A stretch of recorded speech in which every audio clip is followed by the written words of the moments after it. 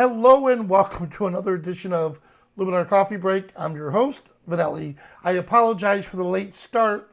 My Windows was having a little difficulty getting booted up. So, no, Gary, I'm not vanishing. It's not a magic act here. But anyways, hey, by the way, let me know if you're a Windows user. Leave that in the comments below. Remember, Windows is coming out with this huge update, and they've been rolling out a ton of updates over the last few weeks. My accumulative updates is what was causing my system to slowly reboot and have issues. Once I had all that stuff done, it's been working much better. So if you're a Windows user and you're noticing your Luminar is going a little bit slower, or your Windows itself is slowing down, check to make sure you have all the updates with it. All right? Now, with that being said, what I want to work with you on is show you different ways to use the dodge and burn tool to add emphasis to an image. Let me start right here. I'll share my screen. All right. So let it refresh for a moment. There it is. So here's before and after. So here's the original. And here's what we're going to turn it into. All right. So what I want to do is I'm going to start from scratch to show you exactly how I got to that point. So look how this looks dull and really not exciting. Now I could start with a template. That's what I usually do, is start with a template just to get it going. And I created my own template here under my templates. And I just called it a snappy photo. All right. That's all I did. Gave it a little bit of life. But I want to show you how I did that from the very beginning. So I'm going to revert back to the original. And now I'm going to come over here. Number one tool that I absolutely love and adore is my Accent AI. That's going to improve color, detail, tone, and depth of an image. Look what it already did. Just that one tool. See how it brought life to this? So now that we have that set, let's come over here to Light. This is your raw developing tool. So if this right here is a JPEG, I'm not going to get all of the features that it has available to the raw file. Of course, you have all the features. You know, you can pick your camera profile and different white balances. All right, here I like to enrich the blacks a little bit, and let's bring out the shadows a touch.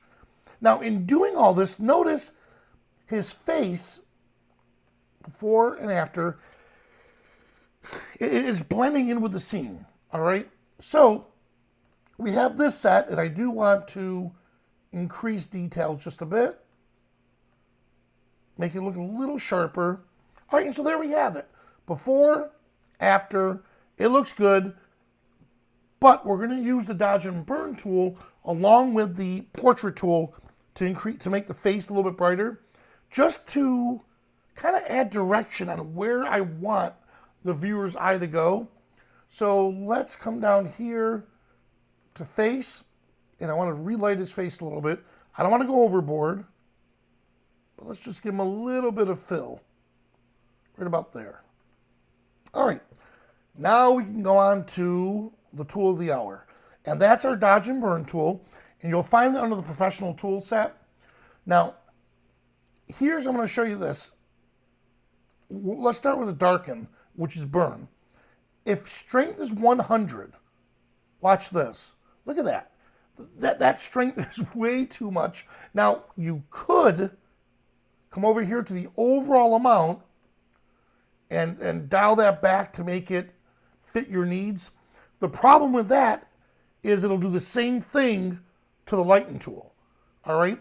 So let's kind of make those tools separately. I could come over here to erase. I'm going to change the strength of erase. And look, when I hit erase, it's going to erase it at that strength. So that's another option, but I'm going to erase it completely just to show you. All right. So now that we have it set that we don't need 100% strength, let's bring it down to like maybe almost like 10%. And let me find my 1 second. Sorry about that. I'm looking for my drawing tool, my drawing pen, which I don't have. So guess what we'll do is I'll use the mouse. So here we are. I'm going to darken it. And like I said, I'm going to keep it around 10 to 13%. And I want to get the brush size large because I'm making sure it's softened here. And I just want to like squiggle, if that's even a word. I'm just going to come around like this just to add a little darkening, or just to darken the background a bit. I'm staying away from him. Now, if I'm not sure that I'm making a change, what I can do is turn it on and off. Look at that. So it's definitely making an impact. Now, because we stayed at such a low strength, going over an area more than once, it just keeps adding on to that area.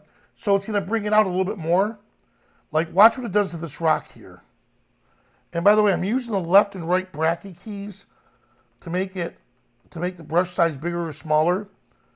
Look at that. Look how it's adding more detail to that rock because it's darkening the rock itself. And I like how it looks rich. And we'll come in here, a little bit more on the edges. All right. So I have that set. I like where it's at. Now let's go over to lighten. Same thing. I'm going to take the strength, and I want to bring the strength way down because, again, we can build upon that. All right? Make the brush size large. Now, at first, you would think, I want to make him stand out, so I want to add a little bit light to him. At first, you would think, well, why don't I just stay in tight and paint in here? The issue with that is then he's going to look like a cardboard cutout. So let's take advantage of that softness here. So I'm making it a little bit bigger. And again, all I'm doing is just dabbing the light right across him. Look at that. So before, after. Look how he stands out. Now, at any point, if you feel you went overboard, you could use the erase tool to erase around areas you don't want. Or, when all said and done, come down here to the overall amount, dial it back to 0, and then inch your way up to where you feel you like. I actually like it at 100%. So I'm going to keep it at 100%. All right? So that looks great. What's one last thing we can do to finish this off? Let's pop a little vignette in here. I'll choose him as the subject. Now this is going to complement the dodge and burn tool that we just used. Look at that. Put it right about here. Under advanced, I want to add a little inner light. Not too much, but just a little. So again, before and after, good. Very, very, very subtle. All right. So there we have it. The dodge and burn tool is definitely going to help us draw attention to that subject, and it's going to help us make some of the brighter areas a little bit darker. Some of the darker areas we can try to bring it out, like you saw, like in his shirt, his head, even his pants. We're able to bring it out just a little bit more. Now, where you have to be careful is if you go overboard with it, then just like the tools say, dodge and burn. If you darken it too much, you're going to burn it in, and it's going to just look fake and phony.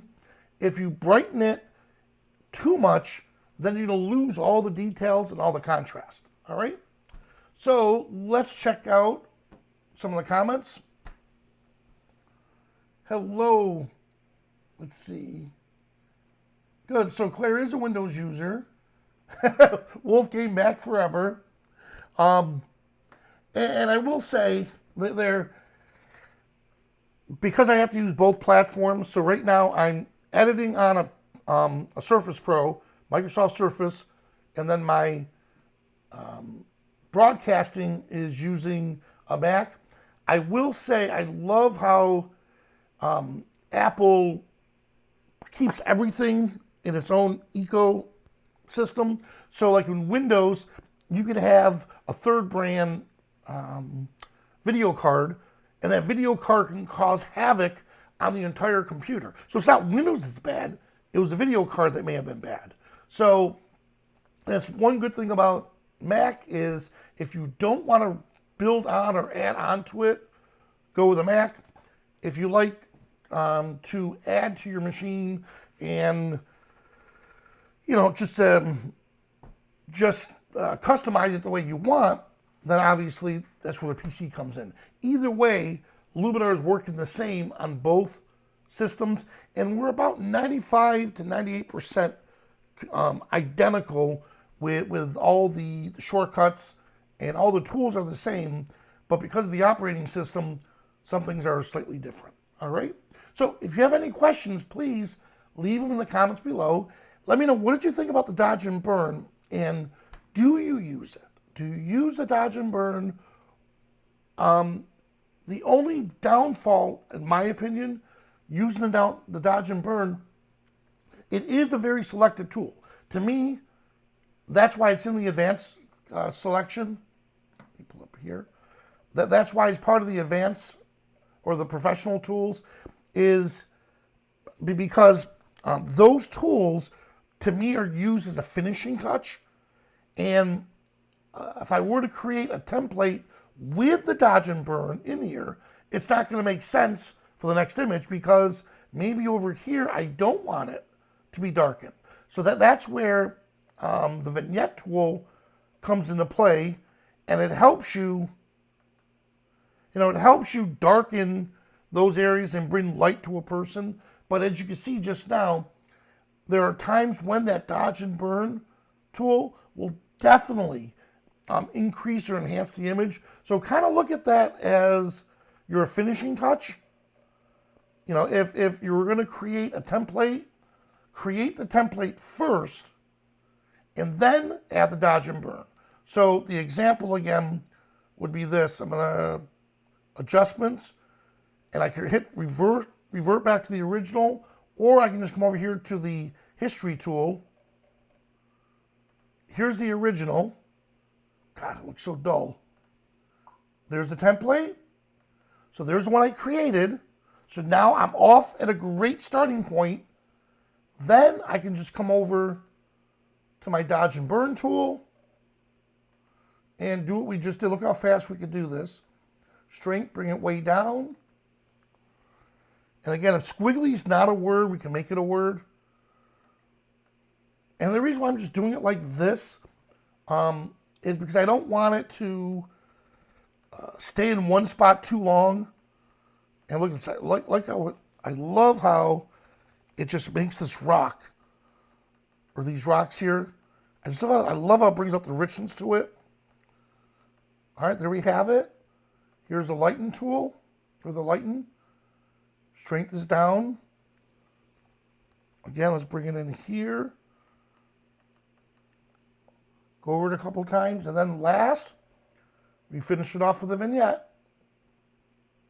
Choose the subject. There it is. And then apply. Actually, the vignette was already added. So if you notice again, look how fast I was able to go through this quickly. I was able to go through this quickly because I created a template, or I started with a template, and then I just finished off with that dodge and burn. All right? Let's see what some of the questions are coming in. Yes. So Pat asks, do I understand it correctly that Luminar is working with Apple's M1 chip? Yes, we are compatible with the M1 chip. Luminar Update 3 is compatible with it. And it's funny you're saying that, because I just saw some